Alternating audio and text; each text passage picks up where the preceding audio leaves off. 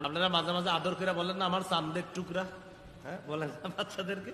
এই ব্যাপারে একটা হাদিস শোনেন, সহিহ বুখারীর 3556, 3556, 3556। এই হাদিসের বর্ণনাকারী কাব ইবনে মালিক, রাসূল সাল্লাল্লাহু আলাইহি ওয়াসাল্লাম এক সাহাবী। একটা যুদ্ধ হয়েছে, তাবুক যুদ্ধ। এই যুদ্ধে মুনাফিকরা যায় নাই। মুনাফিক মানে ওই যুগে ইমানদার, এদেরকে সবাই জানতো ইমানদার, আসলে মুনাফিক। আর রসুলের 3 জন সাহাবিও যায় নাই।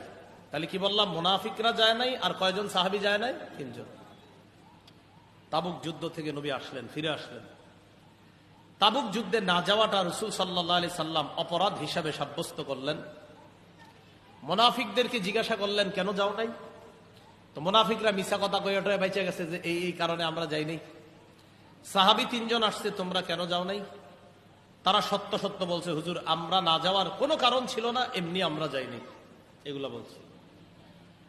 রাসূল সাল্লাল্লাহু আলাইহি সাল্লাম এই 3 সাহাবীকে শাস্তি দিলেন।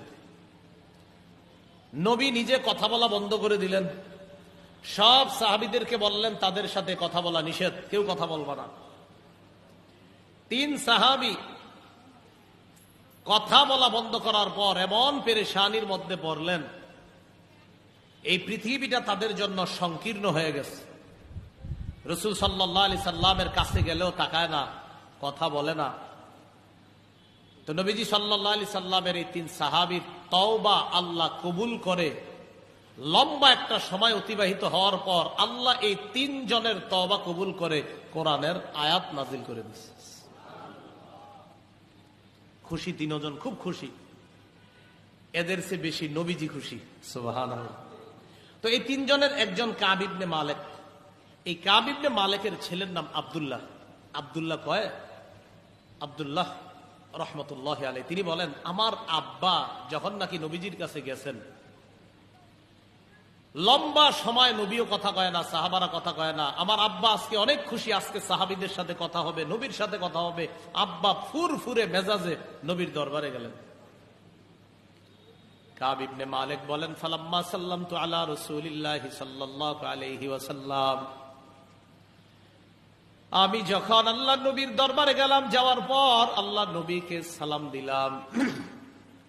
সালাম দেওয়ার পর ওয়া হুয়া ইয়াবরুকু ওয়াজহুহু মিনাস সুরুর, চেহারার দিকে তাকাইলাম, তাকায় দেখলাম খুশিতে আল্লাহ নবীর চেহারাটা ঝলঝল করতেছে।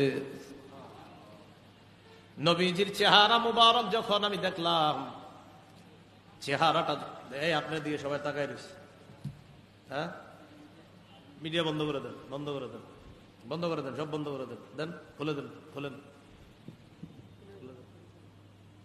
বয়ানের মাঝখানে আসবেন কেন? হ্যাঁ,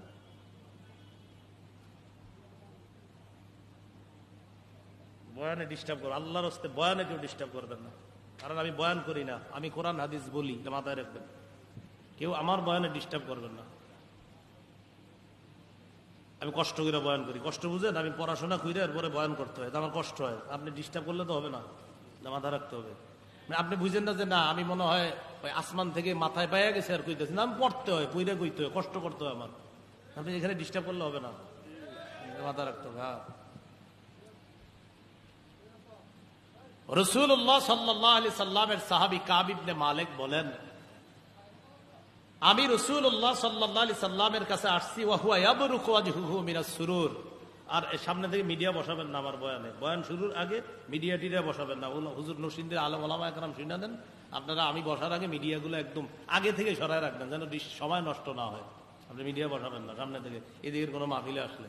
অন্যদিকেও দেই না, এদিকেও বন্ধ করে দিবেন মিডিয়া। হ্যাঁ, কাব ইবনে মালিক বলেন, আমি রাসূলুল্লাহ সাল্লাল্লাহু আলাইহি সাল্লামের কাছে এসে সালাম দিলাম। নবীজির চেহারাটা তখন খুশিতে আনন্দে ঝলঝল করতেছিল। কাব ইবনে মালিক বলেন, ওয়া কানা রাসূলুল্লাহ সাল্লাল্লাহু আলাইহি ওয়াসাল্লাম ইযা সুররা ইস্তানারা ওয়াজহুহু কাআন্নাহু কিতআতু কমার। আল্লাহ নবী যখন খুশি হইতেন, আনন্দে খুশি হইতেন, নবীর চেহারা মুবারকটার দিকে তাকাইলেই মনে হইতো যেন নবীর চেহারাটা আকাশের চাঁদের টুকরা। চেহারাটা খুশি হইলেই এমন ভাবে চেহারার মধ্যে আনন্দ ফুটে উঠত, যেন মনে হতো চাঁদের টুকরাটা আমগো সামনে হাসতেছে, এরকম মনে হয়। এত সুন্দর ছিল। হাত কেমন ছিল? হাত সহিহ বুখারীর 3561 নম্বর হাদিসের বর্ণনা। এই হাদিসের মধ্যে হযরত আনাস ইবনে মালিকের বর্ণনা, মা মাসিস্তু হারিরান ওয়ালা দিবাজা আলিয়ানা মিন কাফি রাসূলিল্লাহি সাল্লাল্লাহু আলাইহি ওয়াসাল্লাম। আনাস ইবনে মালিক বলেন, আমি জীবনে কত রেশম ধরলাম, তুলতুলে নরম আমি রেশম ধরলাম, নবীজির হাতের চাইতে এত নরম রেশম আমি কখনো স্পর্শ করি নাই, বরং রেশমের চাইতে আমার নবীর হাতটা আরো তুলতুলে নরম ছিল। হাতের চাইতে নরম রেশমও আমি ধরি নাই, এত নরম ছিল রাসূল সাল্লাল্লাহু আলাইহি সাল্লামের হাত। এই ছিল বাহ্যিক সৌন্দর্য। বাহ্যিক সৌন্দর্য রাসূল সাল্লাল্লাহু আলাইহি সাল্লাম সবচেয়ে শ্রেষ্ঠ ছিলেন। চারিত্রিক সৌন্দর্য কেমন ছিল?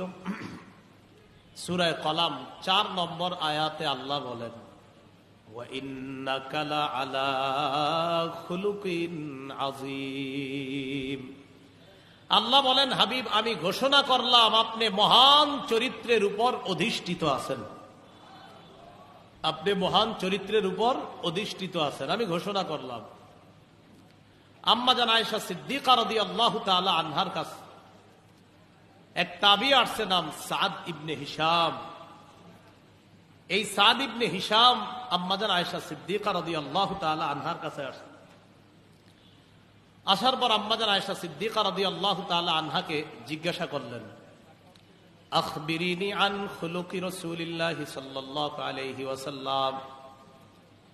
সাদ ইবনে হিশাম বলেন, আমি আম্মা জান আয়েশা সিদ্দিকা রাদিয়াল্লাহু তাআলা আনহাকে জিজ্ঞাসা করলাম, আম্মা জান রাসূলুল্লাহ সাল্লাল্লাহু আলাইহি ওয়াসাল্লামের চরিত্রের ব্যাপারে আমাকে কিছু বলেন।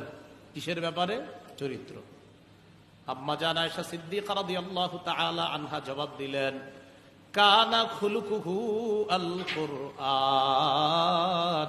আল্লাহর নবীর চরিত্র পুরা কোরআন। পুরা কোরআনটাই নবীর চরিত্র। কোরআনের যত আদেশ সব রাসূল পালন করছে, কোরআনের যত নিষেধ সব থেকে 100% দূরে রাসূল থেকেছেন। এজন্য পুরা কোরআনে যা পালনীয় সব পালন করেছেন, যা বর্জনীয় সব 100-100 বর্জন করেছেন। এজন্য আম্মাজান কয়, নবীর চরিত্র খুঁজবা তো কানা খুলুকুহু আল কোরআন, পুরা কোরআনটাই নবীর চরিত্র।